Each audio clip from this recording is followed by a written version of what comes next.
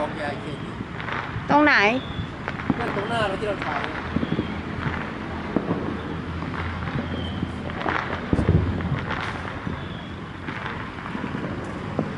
ตรงไหนอีกน่าจะไหนเนี่ยนู่นไม่เห็นอะไรเลย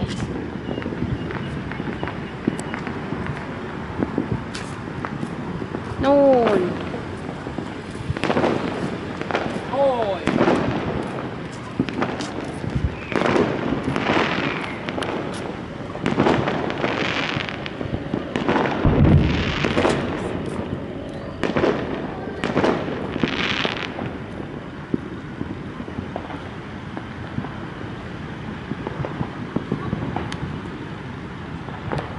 นี่พ่อมาดูนี่สิ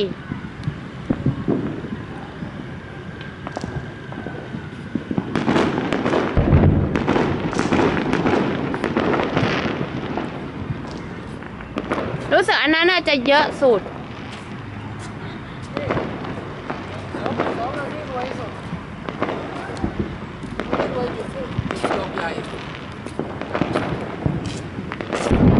เนี่ยด้านนี้จุดดอกใหญ่อยู่เรื่อยเนี่ยน่ามาอีกแล้วเนี่ยนี่ใหญ่ก็ดูนะเห็นไหมโอ้โหมีลูกเล็กข้างๆด้วย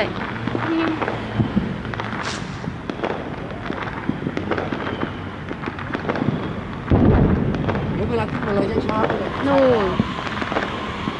มาอีกแล้วมาแล้วอีกลูกหนึ่งคอยดูนะระวังนะแต่โป้งโอ้นี่สวยถ่ายวิดีโอสิกว่าไอ้ตัวจะขึ้นมานะเขาก็จุดไปเอากล้องเขาก็จุดเสร็จหมดแล้ว2 นาทีแล้วมาลงไปนะ